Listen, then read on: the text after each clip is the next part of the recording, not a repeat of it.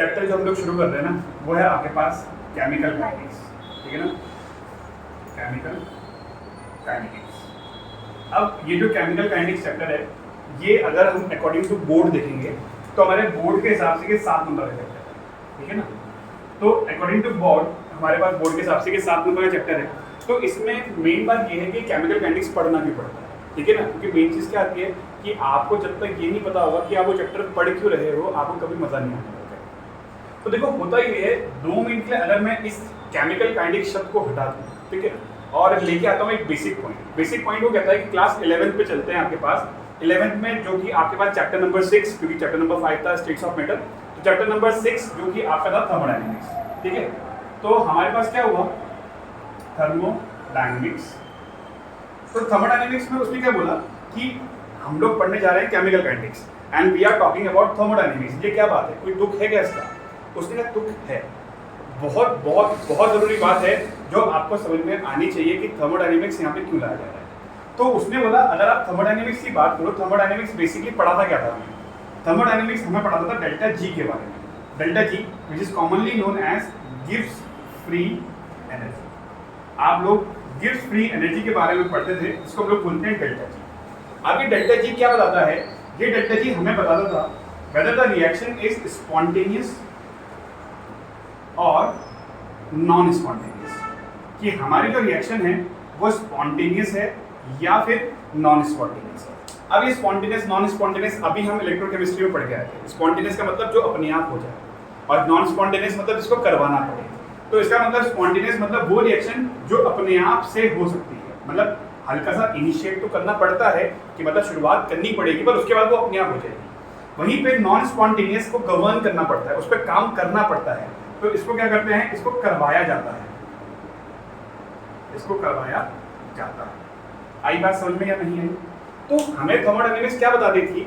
हमें थर्मोडायनेमिक्स बताती थी कि हमारे पास डेल्टा जी, जिसको हम गिव्स फ्री एनर्जी बोलते हैं, जो कि ये बताता है whether the reaction is spontaneous और नॉन स्पॉन्टेनियस। और वहीं पे एक चीज हमने और पढ़ी थी जो था हमारा chapter number 7 which is your equilibrium, ठीक है ना, इक्विलिब्रियम। अब ये इक्विलिब्रियम चैप्टर क्यों पढ़ते थे? This equilibrium chapter tells us the extent of reaction, ठीक है ना। एक्सटेंट जिसको हम लोग हिंदी में बोलते हैं हद, किस हद तक कोई रिएक्शन हो सकती है। आप इसमें बताते थे कि ये रिएक्शन यहाँ पे शुरुआत हुई है और ये रिएक्शन यहाँ जाके खत्म हो जाएगी। तो इसका मतलब आप किसी रिएक्शन के एक्सटेंट की बात कर रहे हो, उसके कहाँ तक होने की बात कर रहे हो। तो इसका मतलब क्या होता है? This shows that it tells us about the extent of reaction, extent of reaction. अब एक्सटेंट ऑफ रिएक्शन का एक छोटा सा एग्जांपल देते हैं हम लोग। मान लो आपके पास कोई चीज ए है जो आपके पास बी नाम का प्रोडक्ट बना रही है। आप लोग क्या बोलते थे? आप लोग बोलते थे कि इनिशियली ये चीज 100% है और ये चीज 0% है। अब होता ये था कि 100% और 0% के कुछ समय के बाद आप बोलते थे कि हो सकता है कि 40% बचा हो और ये 60% बन गया हो और रिएक्शन कहाँ पे आ गई? इक्विलिब्रियम पे आ गई। ये बात बोलते थे। तो इससे हमें पता लगता था कि हमारी 60% रिएक्शन कंप्लीट हो चुकी है और हमारी 40% रिएक्शन जो है कंप्लीट होने रह गई है। इसका मतलब 40% रिएक्टेंट बचा हुआ है मेरे पास, पर क्योंकि मेरी रिएक्शन इक्विलिब्रियम पे आ चुकी है, इसका मतलब 40% से अब ये आगे नहीं बढ़ेगी। इससे हमें क्या पता लगा? इससे हमें इस रिएक्टेंट की मैक्सिमाइज हद पता लग गई, एक्सटेंट पता लग गई कि ये इसके आगे नहीं बढ़ेगा। तो अब हम क्या करेंगे? इसके अंदर वेराइटी लेके आते हैं, प्रेशर बदलाएंगे, टेम्परेचर बदलेंगे, कंसंट्रेशन को छेड़ेंगे, तो बहुत सारे फिनोमेना पे काम करेंगे।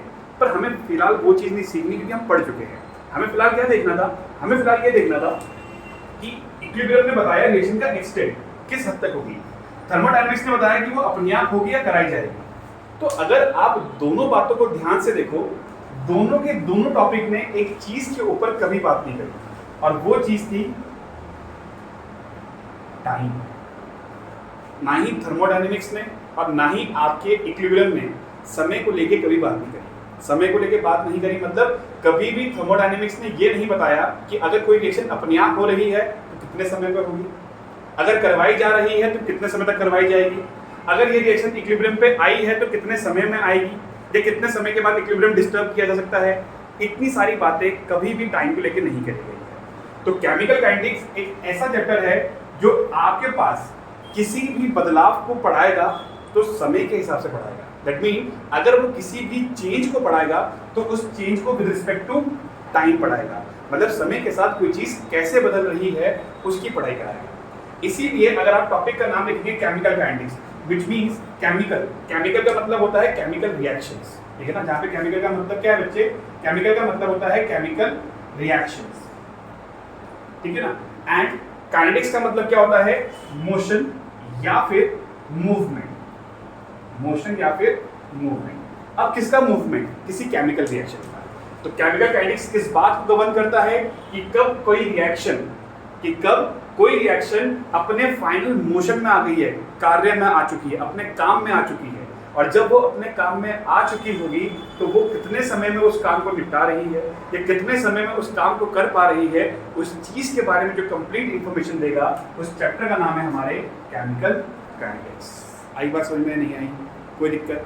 तो बेसिकली केमिकल काइनेटिक्स की अगर हम डेफिनेशन की बात करें तो केमिकल काइनेटिक्स क्या बताता है, it tells us about the rate of reaction. ये किसके बारे में बताता है हमें, रेट ऑफ रिएक्शन के बारे में बताता है, ठीक है ना।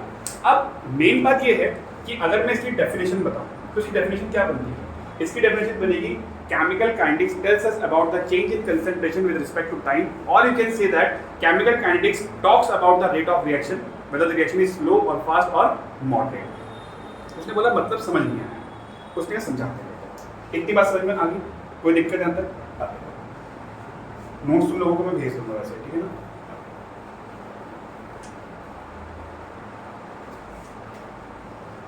अब वो कहता है एक चीज देखो, मैंने क्या बोला कि केमिकल काइनेटिक्स किस बात पे काम करेगा, रेट ऑफ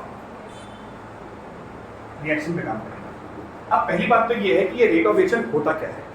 हमें ये तो पता लग गया कि चैप्टर क्यों पढ़ने जा रहे हैं, पर हमें ये नहीं पता कि आपने जो वर्ड यूज किया है रेट, ये क्या चीज है।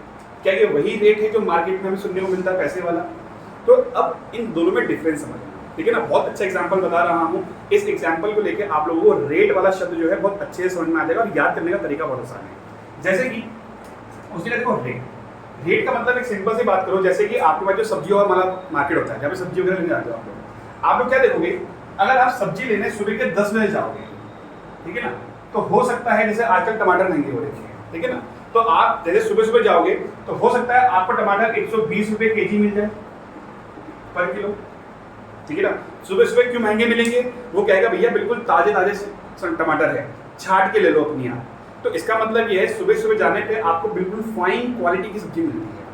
अब दिन का टाइम हुआ, शाम का टाइम आ गया, शाम आती है भीड़, और भीड़ को देख के उसने अपने बाद मतलब मान लो 4 बजे से लेके 7 बजे तक का समय जो होता है, उस समय पे वो जो सब्जियों का रेट था, वो टमाटर का रेट था, उसने कितना कर दिया, 100 रुपए किलो कर दिया, ठीक है ना। 100 रुपए किलो भाई ऑब्वियस सी बात है, जो चीज़ 120 से 100 रुपए आएगी हर कोई लेना चाहेगा, ठीक है ना। तो उसने क्या करा, समय के साथ अपना प्राइस बदल दिया, रेट बदल दिया इस चीज़ का। अब रात के समय क्या होता है, 9 बजे के बाद उसकी मैक्सिमम वेजिटेबल्स बिक जाती है। वो सोचता है घर जाना है यार, जो रेट पे आया था उस रेट पे निकाल देता हूँ, 5-10 रुपए रखते निकाल दूंगा, चाहे कोई दिक्कत नहीं है। तो रात को वो भाई चिल्लाने लग जाएंगे कि इसको भरो भाई, इसको ले जाओ ले जाओ ले जाओ, कितने में ले जाओ भाई, बोलेगा इसको आप ले जाओ 70 रुपए किलो में, ठीक है ना, 70 रुपए किलो में ले जाओ। तो ऐसा क्यों होता है, रात के समय पे इतनी सस्ती सब्जियां हो गई। तो इसका मतलब क्या था, इसका मतलब था आपके पास जो रेट है, रेट मतलब जो पैसा था, वो समय के हिसाब से बदल रहा है। किसके हिसाब से, समय के हिसाब से। तो रेट मतलब होता है किसी चीज का चेंज, रेट क्या होता है, किसी चीज का change with respect to time, ठीक है ना, change in concentration with respect to time इस चैप्टर के अंदर इस्तेमाल किया जाएगा। तो रेट का मतलब क्या होता है, रेट का मतलब होता है किसी चीज का change with respect to time. आई बात समझ में नहीं है? तो रेट ऑफ रिएक्शन का मतलब क्या होता है, change with respect to time, मतलब कोई चीज का बदलाव समय के अनुसार। अब क्योंकि ये जो टॉपिक है इस चैप्टर के अंदर है, तो भैया इस चैप्टर के अंदर किस चीज का बदलाव होने वाला है वो भी तो बताओ। आ रही बात समझ में नहीं आ रही है? अभी आपने क्या देखा, आपने अभी देखा थर्मोडायनेमिक्स जो कि क्लास 11 का टॉपिक है, उसने क्या पढ़ाया हमें, उसने पढ़ाया रिएक्शन का होना ना होना। इक्विलिब्रियम पढ़ा, उसने क्या पढ़ाया, रिएक्शन का किस हद तक होना। आपने फाइनली बोला केमिकल काइनेटिक्स क्यों पढ़े फिर हम, उसने बोला केमिकल काइनेटिक्स इसलिए पढ़ो क्योंकि केमिकल काइनेटिक्स क्या बताता है, केमिकल काइनेटिक्स बताता है किसी चीज का बदलाव या किसी चीज के होने के पीछे लगने वाला समय और किस समय पे वो काम होगा और कितना होगा, वो सब डिटेल देगा आपको। तो उसने कहा ठीक है, तो इसका मेन हिस्सा या इसका मेन पॉइंट कौन सा है, तो क्या है पूरी की पूरी केमिकल काइनेटिक्स जिस चीज पे निर्भर करती है उसको बोलते हैं रेट ऑफ रिएक्शन। अब ये रेट ऑफ रिएक्शन क्या है, तो पहले हमने समझा रेट क्या है, change with respect to time, किसी भी चीज का change with respect to time, समय के अनुसार बदलाव। तो कह रहा है केमिकल काइनेटिक्स में किस चीज का बदलाव हुआ। तो एज यू सेड, आप केमिकल काइनेटिक्स में किसके बारे में पढ़ोगे, केमिकल रिएक्शंस के बारे में, इसी के बारे में पढ़ोगे ना बच्चे, है ना। अब खुद बताओ, जब तुम केमिकल रिएक्शंस के बारे में पढ़ोगे, उस बेचारी रिएक्शन के पास कंसंट्रेशन के अलावा कुछ नहीं है।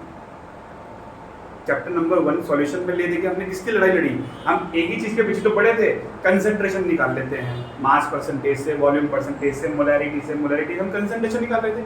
तो वो ये कह रहा है कि इसका मतलब ये है कि इस चैप्टर के अंदर जो चीज बदलेगी वो और कोई नहीं, वो क्या है, कंसंट्रेशन है।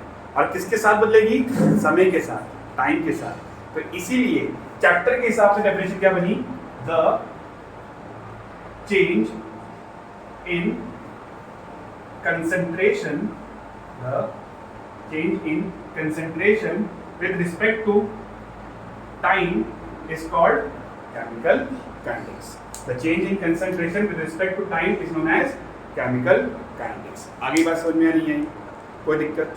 तो इसीलिए तो ये किसकी डेफिनेशन है, ये बेसिकली डेफिनेशन है आपकी ROR। इसकी डेफिनेशन है ROR, that is your rate of reaction. And what is rate of reaction? Change in concentration with respect to change in time. ठीक है ना। अब तो क्या मैं इसको इस तरीके से लिख दूं, that change in concentration upon में change in time लिख सकता हूं। तो उसने बोला हाँ, तो इसका मतलब क्या है, हमारे पास अगर कभी भी मुझे रेट ऑफ रिएक्शन निकालनी है तो उसका फॉर्मूला क्या होगा, चेंज इन कंसंट्रेशन जो हुई होगी वो ऊपर लिखो, चेंज इन टाइम जो हुआ होगा उसे नीचे लिखो, आपका आंसर आ जाएगा। पर पेपर में जो खासकर देखा गया है, जो 1 मार्क्स में क्वेश्चन बन जाता है, अब क्योंकि पैटर्न थोड़ा बहुत चेंज हुआ है तो आपको पता है कि एमसीक्यू फॉर्म में भी क्वेश्चन बन सकता है, तो उसमें आ सकती है इसकी यूनिट, कि रेट ऑफ रिएक्शन की यूनिट क्या होती है। तो देखो कंसंट्रेशन की यूनिवर्सल यूनिट क्या है जो मेजरली यूज होती है, वो है आपके पास मोल लीटर इनवर्स। कितनी है, मोल लीटर इनवर्स। और वहीं पे टाइम की यूनिट क्या है, टाइम की यूनिट है सेकेंड। टाइम की यूनिट क्या है, सेकेंड है। तो which can be written as mole liter inverse second inverse, जिसको हम लोग कैसे लिख सकते हैं, मोल लीटर इनवर्स सेकंड इनवर्स के फॉर्म में लिख सकते हैं। आई बात समझ में या नहीं, कोई दिक्कत यहाँ पे। तो इससे हमारे पास मतलब क्या, रेट ऑफ रिएक्शन की यूनिट भी हमें पता लग गई, और रेट ऑफ रिएक्शन क्या होता है हमें वो भी पता लग गया। अब बात ये आती है कि क्या ये जो रेट ऑफ रिएक्शन वाला फंडा है, ठीक है ना, एक सिंपल सी बात है, मान लो वही सब्जियां अगर मॉल में बिक रही हो, जैसे आपके पास वो होते हैं इजी डे होते हैं और आपके पास रिलायंस स्मार्ट होता है, ठीक है ना। तो इस तरीके से जो आपके पास जितने भी ये शॉप्स वगैरह होती है, क्या वहाँ पे भी रेट घटते बढ़ते हैं सुबह शाम तक, नहीं बढ़ते। वहाँ क्या देखा होगा, जो प्राइस टैग सुबह लगा हुआ है वही प्राइस टैग शाम को मिलेगा, वो नहीं बदलेगा, उनको नहीं मतलब इन चीज़ों से। तो इसका मतलब ये है कि जो मैं आपको बता रहा हूँ रेट ऑफ रिएक्शन, ये हर जगह लगे ये पॉसिबल नहीं है। हमें ये जानना ज़रूरी है कि कहाँ पे रेट ऑफ रिएक्शन लग सकता है और कहाँ पे नहीं लग सकता, मतलब कहाँ पे बदलाव देखा जा सकता है और कहाँ पे बदलाव देखा नहीं जा सकता।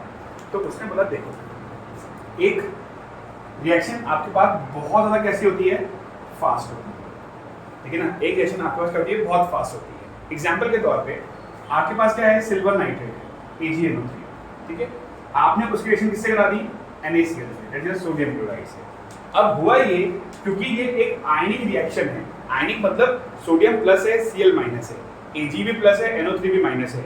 ये प्लस माइनस इतनी तेजी से टूटेंगे कि आप पलक भी नहीं झपका पाओगे और रिएक्शन हो जाएगी। समझ पा रहे हो रिएक्शन कितनी तेज है, आप पलक भी नहीं झपकाओगे और ये रिएक्शन हो जाएगी। दैट मीन Ag और Cl क्या बन जाएगा, AgCl बन जाएगा और NaNO3 बन जाएगा आपके पास। AgCl बन जाएगा और साथ में क्या बन जाएगा, NaNO3 बन जाएगा। इसका मतलब ये रिएक्शन तो बहुत फास्ट है, पर कोई बात नहीं भैया, इसके अंदर चेंज पड़ते हैं। मैंने कहा जो रिएक्शन तुम्हारे आंख झपकने से पहले हो गई, तुम उसके बारे में इंफॉर्मेशन कहाँ से निकालोगे, किस समय पे बात करोगे इसके लिए भाई, वो तुम्हारी पलक झपकने मतलब मिली सेकेंड के अंदर हो गई रिएक्शन।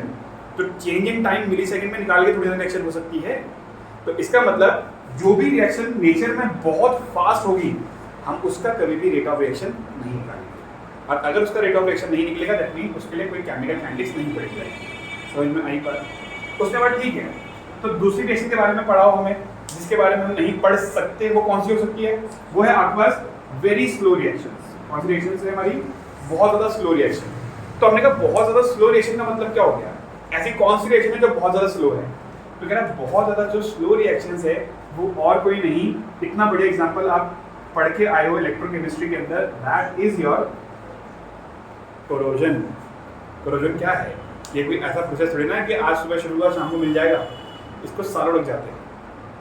अब क्या तुम इस चीज़ को पढ़ने के लिए सालों तक वेट करोगे?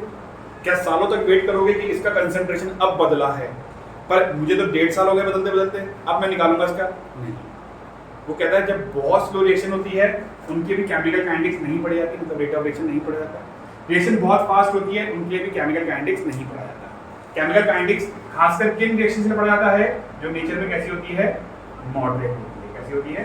मॉडरेट। मॉडरेट मतलब ना ही ज़्यादा तेज है ना ही ज़्यादा फास्ट है, ठीक है ना? अब स्लो है हमारे पास, ठीक है ना? एग्जांपल हमारे पास क्या जाएगा? एग्जांपल हो जाएगा हमारे पास N2 plus 3H2 gives 2NH3, that is your formation of ammonia.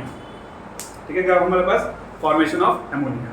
तो जो ये फॉर्मेशन ऑफ अमोनिया है ये एक मॉडरेट प्रोसेस है। मॉडरेट मतलब कि बहुत तेजी से नहीं होता, ठीक है ना? इसके अंदर आप जो चीज़ें देखोगे लगभग ऐसे, अगर आप नेट पे चेक करोगे इनके क्वेश्चन वगैरह भी अप्रॉक्सीमेट 180 मिनट, ठीक है ना, इनके आसपास की रिएक्शन हो जाती है। 180 मिनट 2-2.5 घंटे के अंदर भी रिएक्शन हो सकती है, उससे पहले भी हो सकती है। कैटलिस्ट इस्तेमाल कर लूँगा तो इसका आंसर और बदल जाएगा। तो कहने का मतलब इसके अंदर वेराइटी है जिसको आप कैटलिस्ट के इस्तेमाल से कम ज़्यादा कर सकते हो, पर ये रिएक्शन बहुत फास्ट नहीं है कि हमारे प्लग झपकने से पहले हो जाए, ऐसा नहीं है। और अगर प्लग झपकने से पहले नहीं हो सकते तो मतलब पढ़ी जा सकती है। और इवन की रिएक्शन बहुत स्लो भी नहीं है लाइक कोरोजन, तो इसमें भी पढ़ सकती है। तो इससे हमें क्या पता लगा कि हमारे पास जो केमिकल काइनेटिक्स के अंदर रेट ऑफ रिएक्शन होता है वो कभी भी फास्ट रिएक्शन के लिए नहीं, कभी भी स्लो रिएक्शन के लिए नहीं, सिर्फ और सिर्फ किन रिएक्शन से पढ़ा जाता है? मॉडरेट रिएक्शन से पढ़ा जाता है। And what is rate of reaction? Rate of reaction is nothing else, it is a change in concentration with respect to change in time होता है।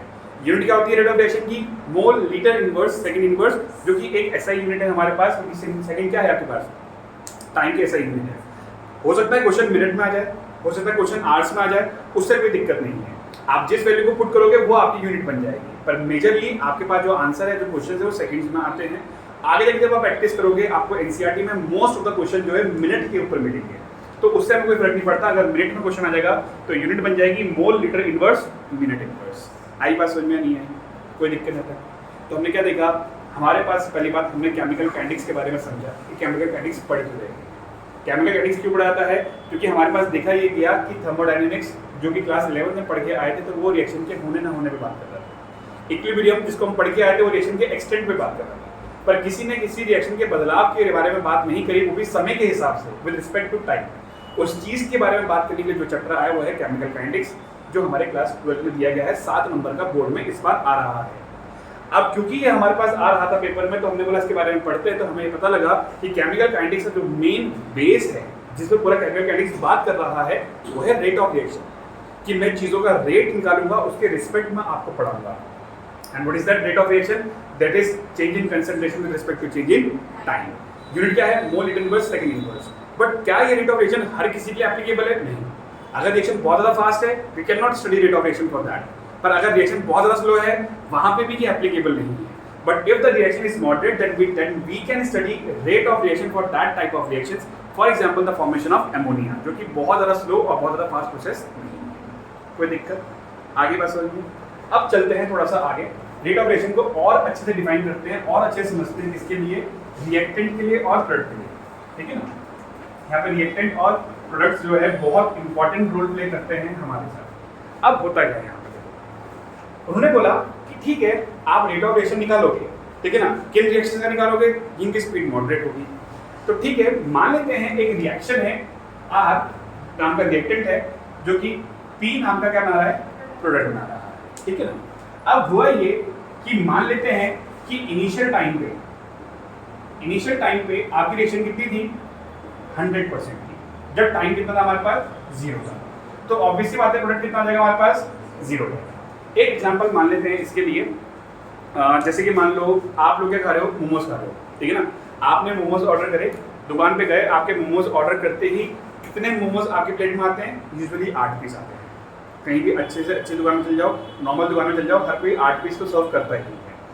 अब जब तक आप वो मोमोज नहीं खाओगे, क्या आपकी प्लेट में 8 के 8 पीस रहेंगे? और जब तक खाना शुरू नहीं करोगे तब तक समय भी चालू नहीं होगा कि तुमने कितना टाइम लगा दिया खाने में, अभी तो पड़े ही है, अभी तो ऑर्डर आया ही है मेरा। उसी तरीके से जब तक आप रिएक्शन शुरू नहीं करते तब तक रिएक्टेंट पूरा होता है और प्रोडक्ट आपके पास कुछ नहीं होता। आ रही बात समझ में?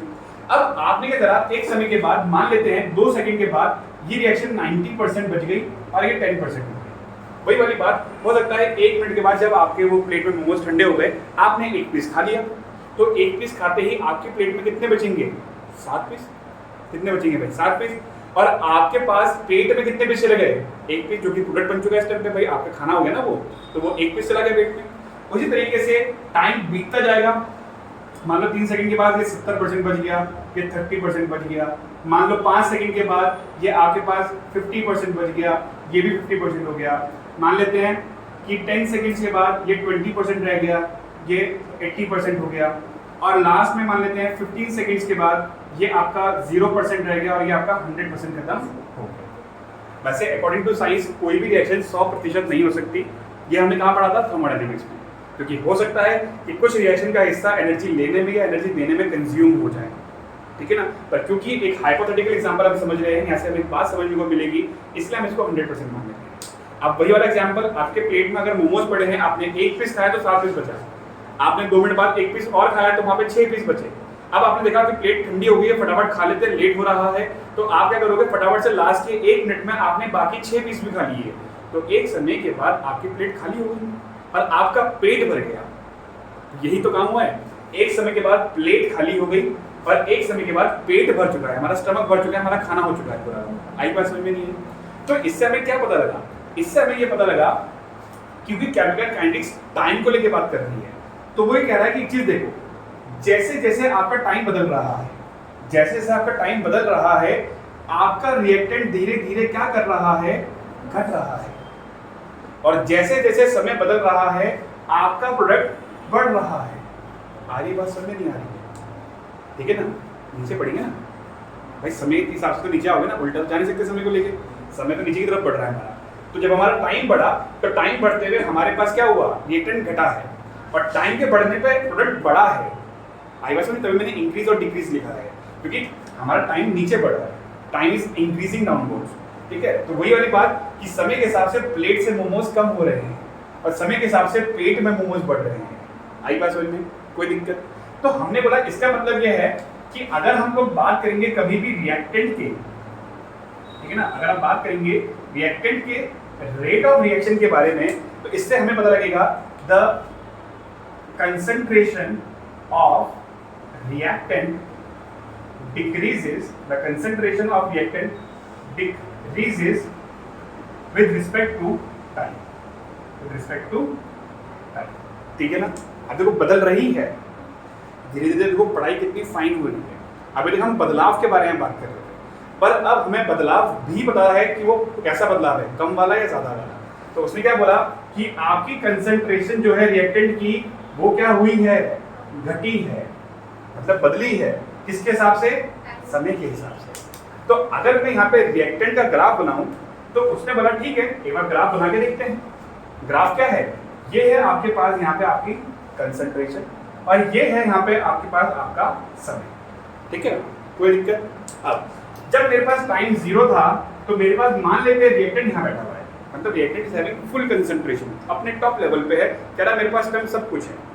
पर होता यह है कि समय के साथ साथ ये रिएक्टेंट धीरे धीरे क्या हो जाएगा? तो मुझे एक टाइम बाद कांस्टेंट हो जाएगा। अब अगेन वही वाली बात कि आपने कर्व क्यों बनाया भैया, एक स्ट्रेट लाइन क्यों नहीं बनाई? तो ये किसी को नहीं पता अनटिल और अनलेस के बाद परफॉर्म की जाए कि क्या रिएक्शन बराबर समय के हिसाब से कम हो रही है।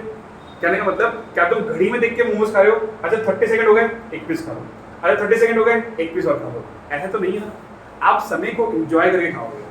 उसी तरीके से रिएक्शन पर्टिकुलर टाइम पे होती रहे, ऐसा कहीं पॉसिबल नहीं है। रिएक्शन कैसे होती है? रिएक्शन होती चली जाएगी। हो सकता है कि स्टार्टिंग के 5 मिनट में नहीं हो, लास्ट के 2 मिनट में एकदम से बढ़े, फिर धीरे से स्लो हो जाए, फिर एकदम से बढ़े। तो इसीलिए ग्राफ कैसे बनाते हैं, कर्व में बनाते हैं। इसका मतलब समय के हिसाब से अपने आप एडजस्ट होता रहेगा। अब लास्ट जगह कांस्टेंट हो गया, कांस्टेंट इसलिए क्योंकि यहाँ पे हमने मान लिया है कि हमारा पूरा का पूरा रिएक्टेंट खत्म नहीं हुआ है। हमने क्या माना है कि हमारा रिएक्टेंट खत्म नहीं हुआ है, हो सकता है कुछ रिएक्टेंट अभी कंज्यूम हो जाए नेचर में या एनर्जी को लेन देन करते हुए, कोई दिक्कत आगे बात समझ में यहाँ पे। तो यहाँ पे क्या शो हो रहा है, that with respect to time your concentration decreases, with respect to time your concentration decreases for reactants. आई बात समझ में। अब उसने बोला कि जब हमारे पास ये चीज है तो क्यों ना इसका रेट ऑफ रिएक्शन निकाले। क्या निकाले इसका रेट ऑफ रिएक्शन? मैंने कहा रेट ऑफ रिएक्शन का मतलब है change in concentration with respect to change in time, मतलब समय के हिसाब से कंसंट्रेशन का बदलना। हमने कहा निकाल सकते हैं। हमने लेट कर लिया कि इस टाइम पे, इसका नाम दिया हमने टाइम t1, तो टाइम t1 पे जो मुझे कंसंट्रेशन मिलेगी उसका नाम रख दिया मैंने r1, क्योंकि वो रिएक्टेंट की कंसंट्रेशन है। आ रही बात समझ में। अब यहाँ पे मान लिया मैंने क्या, टाइम t2, और टाइम t2 का मतलब क्या हो गया, यहाँ पे रिएक्शन की r2 मिल गया, दैट मींस सेकंड कंसंट्रेशन। अगर आप यहाँ पे ध्यान दोगे तो यहाँ पे जो मेरा r1 है वो इस टाइम बड़ा है किसके मुकाबले, r2 के मुकाबले। r1 क्या है, r2 के मुकाबले बड़ा है। अब r1 r2 के मुकाबले क्यों बड़ा है, क्योंकि ऑब्वियस सी बात है पहले रिएक्टेंट ज़्यादा था, पहले रिएक्टेंट मोमो ज़्यादा थे, खाने के बाद कम हो गए हैं, रिएक्शन होने के बाद रिएक्टेंट कम हो गया है, इसलिए फाइनल रिएक्टेंट जो है वो कम है, इनिशियल रिएक्टेंट ज़्यादा था। सेम अगर हम टाइम की बात करें, टाइम पहले t1 था, अब टाइम बड़ा भी है। तो एज यू कैन सी यहाँ पे आपका जो टाइम गैप है वो कैसा था, ज़्यादा लिया हुआ है। आपने टाइम गैप कैसा लिया हुआ है, ज़्यादा लिया हुआ है। तो जब आप टाइम गैप ज़्यादा लेते हो तो उस वक्त जो रेट ऑफ रिएक्शन निकालते हैं उसको हम लोग बोलते हैं एवरेज रेट ऑफ रिएक्शन। क्या बोलते हैं उसे हम लोग, average rate of reaction. Average rate of reaction का मतलब होता है जहाँ पे टाइम पीरियड ज़्यादा बड़ा लिया जाता है, जहाँ पे टाइम पीरियड हमारा क्या होता है, ज़्यादा बड़ा होता है, उसको हम लोग क्या बोलते हैं, एवरेज रेट ऑफ रिएक्शन बोलते हैं। अब इसके अंदर हुआ ये कि हमने बोला चलो let's check rate of reaction for reactant. तो पता क्या लगा, चेंज इन कंसंट्रेशन, फॉर्मूला क्या था, चेंज इन कंसंट्रेशन। तो चेंज इन कंसंट्रेशन क्या जाएगी, change in concentration of R2 minus change in concentration of R1। As you can see मैंने यहाँ पे एक स्क्वायर ब्रैकेट का इस्तेमाल किया है, ये आपको क्लास 11th में भी पढ़ाया गया था। इसको चेंज इन कंसंट्रेशन क्यों बोलते थे, क्योंकि basically it is representing active mass. ये क्या है, एक्टिव मास है, और एक्टिव मास का फॉर्मूला उस समय पे n/v कहा गया था, और यही n/v फॉर्मूला किसका होता है, कंसंट्रेशन का होता है। इसीलिए इसको हम लोग कंसंट्रेशन भी बोल सकते हैं, और आप इसको एक्टिव मास भी बोल सकते हो। और एक्टिव मास का मतलब क्या होता है, उस समय पे यूज होने वाला मास।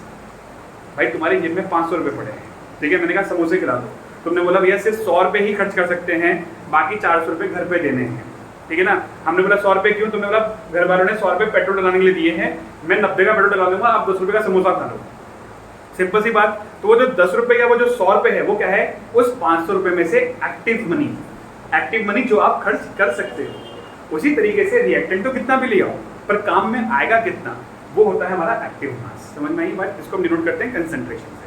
तो जो आपने इस्तेमाल किया वो, और जितना इस्तेमाल करना था इनिशियली जो था वो R2 माइनस R1 अपॉन में क्या जाएगा, T2 minus T1, change in time.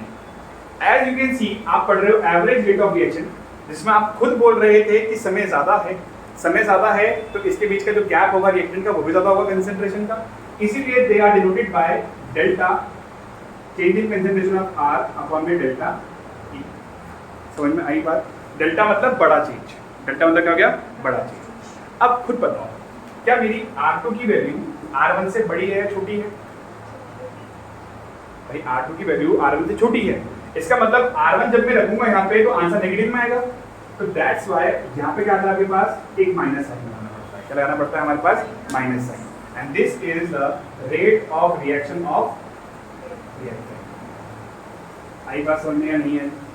अब क्या ये माइनस साइन न्यूमेरिकल्स में भी इस्तेमाल करना है, नहीं, न्यूमेरिकल्स में आपको मैग्नीट्यूड इस्तेमाल करना पड़ता है। क्यों, ये माइनस साइन सिर्फ और सिर्फ ये दिखाता है that this is the change in concentration with respect to change in time for reactants, क्योंकि रिएक्टेंट्स घटता है, और ये माइनस साइन ये शो कर रहा है कि ये रिएक्टेंट साइड की पढ़ाई है। आ रही है बात समझ में, नहीं आ रही है। तो this minus sign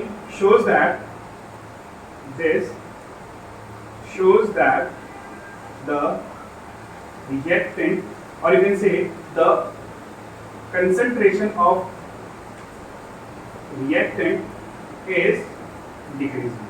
The concentration of reactant is decreasing. आई बात समझ में नहीं आई? कोई दिक्कत नहीं है? अब वो कहता है कि ठीक है, यहाँ पे हम एवरेज रेट ऑफ रिएक्शन तो निकाल दिया, पर यहीं पे हमारे पास एक बात और आती है। ठीक है, अब वो बात क्या आती है हमारे पास? उसने बोला कि अगर मुझे टाइम पीरियड ज्यादा बड़ा ना रखना हो, तो सिंपल सी बात है, आपके पास आप बोल रहे हो कि मैं ज्यादा बड़ा समय नहीं रखना चाहता, मैं अपनी रिएक्शन को पढ़ूंगा इंस्टेंटली, मुझे नहीं पता, मुझे भैया थोड़ा छोटा टाइम पीरियड तो मैं काम करूंगा। तो होता ये है, मान लेते हैं आपने यहाँ पे एक टाइम लिया, ठीक है ना, दैट इज योर T1, तो यहाँ पे क्या मिलेगा आपको R1, और यहीं पे आपने बहुत छोटू सा क्या ले लिया T2, यहाँ पे क्या मिलेगा आपको R2। एज यू कैन सी, ये जो टाइम गैप है, क्या ये बिल्कुल बहुत बहुत छोटा है? बोल सकते हो एवरेज के मुकाबले क्या आया है, बहुत छोटा आया। तो जो छोटा चेंज होता है उसको हम लोग डिनोट करते हैं स्मॉल डी से। किसे डिनोट करते हैं? Small D. दिस रिप्रेजेंट कि जो चेंज आया है वो बहुत छोटा चेंज है, एंड दैट डेल्टा जो ट्राइंगल से डिनोट करते हैं, दिस शोज दैट कि चेंज बहुत बड़ा है। अब हुआ ये कि जो हम अब रेट निकालने जा रहे हैं, that is your instantaneous rate of reaction, that is your instantaneous rate of reaction। तो हमने बोला instantaneous rate of reaction का फॉर्मूला, तो उसने बोला rate of reaction जो आप निकाल रहे हो instantaneous तरीके से, that will be dr by dt, dr by dt। d का मतलब भी क्या है? Change, but small change. तो small change in concentration with respect to small change in time, and क्योंकि ये रिएक्टेंट साइड है तो कौन सा साइड लगाना पड़ेगा हमें? Minus sign. And this shows that the concentration of reactant is continuously decreasing। आई बात समझ में या नहीं आई? कोई दिक्कत? तो ये था हमारे पास एवरेज रेट ऑफ रिएक्शन, और ये था हमारे पास instantaneous rate of reaction. Majorly question में हम लोग इंस्टेंटेनियस यूज करेंगे रेदर देन एवरेज, ठीक है ना? आ रही है बात समझ में? अब यहीं से एक क्वेश्चन जो तुम लोगों को कल की क्लास में ढूंढ के लाना पड़ेगा, ठीक है ना, वो ये है कि इंस्टेंटेनियस रेट ऑफ रिएक्शन और एवरेज रेट ऑफ रिएक्शन में से किस रिएक्शन को आप प्रमोट करोगे? प्रमोट इन सेंस, अगर मैं आपको दो ऑप्शन दे दूं कि बेटा एवरेज रेट ऑफ रिएक्शन है और आपके पास इंस्टेंटेनियस रेट ऑफ रिएक्शन है, आपको इन दोनों में से अगर कोई ऑप्शन मिल जाए तो आप किस बेसिस पे अपनी रिएक्शन का रेट चेक करोगे? इंस्टेंटेनियस तरीके से या एवरेज तरीके से? इस बारे में सोच के, पढ़ के या जांच करके आना अच्छे से कि किसको हम लोग फॉलो करते हैं। बोर्ड में आने वाला बहुत प्यारा क्वेश्चन है, ठीक है ना, कि विच रिएक्शन इज प्रमोटेड और which reaction is used, whether instantaneous और average rate of reaction, and why, reason के साथ। तो अच्छा क्वेश्चन है, इसको ढूंढ के आना। अगली क्लास में मैं रीजन तो बताऊंगा इस चीज का, ठीक है ना। तो अभी हमने जो पढ़ा वो पढ़ा हमने रिएक्टेंट का रेट ऑफ रिएक्शन। अब हम चलते हैं प्रोडक्ट के रेट ऑफ रिएक्शन की तरफ, ठीक है। अब जो प्रोडक्ट वाला रेट ऑफ रिएक्शन है वो तो बहुत जल्दी का समझ आएगा हमारे पास, क्योंकि हमारे पास क्या है, आपने रिएक्टेंट वाली बात पढ़ ली है। अब जब आपने रिएक्टेंट पढ़ लिया तो प्रोडक्ट वाली साइड बहुत आसानी से हो जाएगी हमारे पास, ठीक है। तो देखो अब आता है हमारे पास rate of reaction for products। अब क्योंकि मैंने आपको एक सिंपल सा एग्जांपल दे दिया था, भाई एक बार आपने जब मोमोज खा लिए तो मोमोज खाने का फाइनल प्रोडक्ट क्या होगा? पेट भर जाएगा, क्योंकि वो हमारे पेट में जा चुके हैं। सिमिलरली समय के साथ जब आपके पास प्रोडक्ट चेंज होगा तो वो क्या दिखाएगा कि प्रोडक्ट की वैल्यू लगातार बढ़ रही है। तो इसीलिए जब इसका ग्राफ बनाया गया, इसका ग्राफ क्या हो जाएगा? कंसेंट्रेशन विद रिस्पेक्ट टू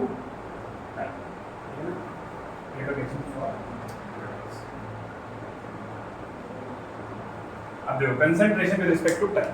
अब इनिशियली टाइम पे रिएक्टेंट तो कुछ देता नहीं है, तो प्रोडक्ट कितना होगा? 0 होगा। पर धीरे धीरे जब रिएक्टेंट बढ़ रहा है तो प्रोडक्ट भी बढ़ेगा, टाइम पे आके कांस्टेंट हो जाएगा। कर्व क्यों? क्योंकि नहीं पता समय के साथ कितनी जल्दी बढ़ेगा, कितनी जल्दी नहीं बढ़ेगा। अब again average rate of reaction निकाले, तो आपने एक टाइम पीरियड मान लिया T1, तो यहाँ पे क्या मिलेगा आपको? P1। एक टाइम T2 माना आपने, तो वहां पे क्या मिलेगा आपको? P2 मिलेगा। And here you can see that P2 is greater than P1, और वहां पे R2 स्मॉलर देन R1 था। इसका मतलब जो प्रोडक्ट बन रहा है उसकी मात्रा लगातार बढ़ रही है, that mean quantity is increasing continuously. आई बात समझ में नहीं है? तो इसीलिए अगर मैं इसका एवरेज रेट ऑफ रिएक्शन निकालूंगा, अगर मैं इसका एवरेज रेट ऑफ रिएक्शन निकालूंगा तो it will be change in concentration of product T2 minus T1 upon में T2 minus T1, और क्योंकि ये एवरेज रेट ऑफ रिएक्शन है तो एवरेज का मतलब क्या हो गया, इसमें जो गैप होगा वो ज्यादा होगा। अब अगर गैप ज्यादा होगा तो इसका आ जाएगा डेल्टा पी अपॉन में डेल्टा टी, और ये हो जाएगा आपके पास रेट ऑफ रिएक्शन का फॉर्मूला किसके लिए, प्रोडक्ट के लिए। अब आप देख सकते हो कि P2 P1 से बड़ा है तो आंसर भी किसमें आएगा, प्लस में आएगा। And this plus sign shows that कि आपके पास जो चेंज आया है वो चेंज कैसा है, पॉजिटिव है। अब पॉजिटिव चेंज शोज दैट कि आपका प्रोडक्ट का साइड का है, क्योंकि प्रोडक्ट बढ़ रहा है, रिएक्टेंट घटता है। वहीं पे अगर हम लोग बात करते हैं इंस्टेंटेनियस रेट ऑफ रिएक्शन की, अगर हम बात करते हैं इंस्टेंटेनियस रेट ऑफ रिएक्शन की, तो आपको पता है इंस्टेंटेनियस में जो चेंज होता है वो कैसा होता है, वेरी स्मॉल। तो इसके लिए जो रेट ऑफ रिएक्शन आएगा वो कैसा आ जाएगा आपके पास, dp by dt, and that d shows that the change is very very very small। आई बात समझ में। और इस तरीके से आपके पास average rate of reaction and instantaneous rate of reaction for reactants and products दोनों खत्म होता है। कोई दिक्कत यहाँ तक, ठीक है ना।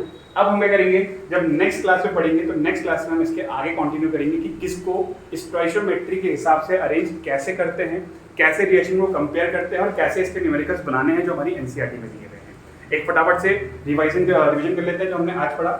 हमने क्या देखा, हम केमिकल काइनेटिक्स जो कि अकॉर्डिंग टू बोर्ड 2023 7 नंबर का हमारे पास पेपर में आ रहा है, पहले हमने देखा उसका इंट्रोडक्शन, जो कहता ये है कि थर्मोडायनेमिक्स के हिसाब से आप रिएक्शन के स्पॉन्टेनिटी के बारे में पढ़ते हो, इक्विलिब्रियम के हिसाब से आप एक्सटेंट के बारे में पढ़ते हो, और वहीं पे केमिकल काइनेटिक्स के जरिए आप उसके चेंज के बारे में पढ़ते हो, but with respect to time.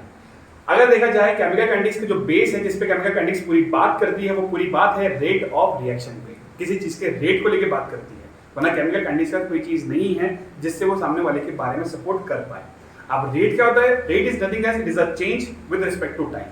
तो इस चैप्टर में वो चेंज क्या है, वो चेंज है कंसंट्रेशन का। तो change in concentration with respect to time जो आप पढ़ोगे that is known as rate of reaction, and the unit of rate of reaction is mole litre inverse second inverse. Reactor reaction में जब change देखा गया तो उसने बोला कि रेट ऑफ रिएक्शन, पहली बात सुन लो, किस पे निकालना है, मॉडरेट रिएक्शन के लिए, क्योंकि वेरी फास्ट रिएक्शन के लिए मैं काम नहीं कर पाऊंगा, वेरी स्लो रिएक्शन के लिए मुझे काम में लाना भी मत। आप लेके आओगे तो मॉडरेट रिएक्शन के लिए काम में लेके आना, क्योंकि मॉडरेट रिएक्शन में मैं आपको सही जवाब और बेटर तरीके से दे सकता हूं। तो उसी चीज को देखते हुए हमने एक मॉडरेट रिएक्शन मानी कि R नाम का रिएक्टेंट है जो P नाम का प्रोडक्ट बना रहा है। पता क्या लगा कि रिएक्टेंट लगातार समय के हिसाब से घट रहा है एंड प्रोडक्ट समय के हिसाब से बढ़ रहा है, क्योंकि ये चीज हमने पढ़ी है, पर आज हम इसको नॉलेज में लेके आ रहे हैं कि हाँ लिटरली टाइम के साथ रिएक्टेंट घटता है और टाइम के साथ प्रोडक्ट बढ़ता है। तो उस चेंज को पढ़ते हुए हमने उनके निकाले रेट ऑफ रिएक्शन। अब रेट ऑफ रिएक्शन भी दो तरीके से निकाले, एक एवरेज तरीके से और एक इंस्टेंटेनियस तरीके से। एवरेज तरीके में हमारे पास टाइम पीरियड हमने ज्यादा लिया हुआ था, गैप ज्यादा था, और इंस्टेंटेनियस में हमने गैप कम लिया था। इसीलिए वहां पे हम दिखाते थे एवरेज के लिए वी यूज डेल्टा ट्रायंगल वाला, और for instantaneous we use small d, that mean very very very small change. और इस तरीके से हमने दोनों को क्या पढ़ा, रेट ऑफ रिएक्शन पढ़ा with respect to reactant and with respect to product. और साथ ही साथ उसका हमने क्या देखा, साथ ही हमने उनका ग्राफ भी प्लॉट करके देखा कि उनका ग्राफ कैसे बनता है। तो यहाँ तक आज हमने पढ़ा है। नेक्स्ट जो है इसके आगे हम अगली क्लास में पढ़ेंगे, ठीक है। आई बात समझ में।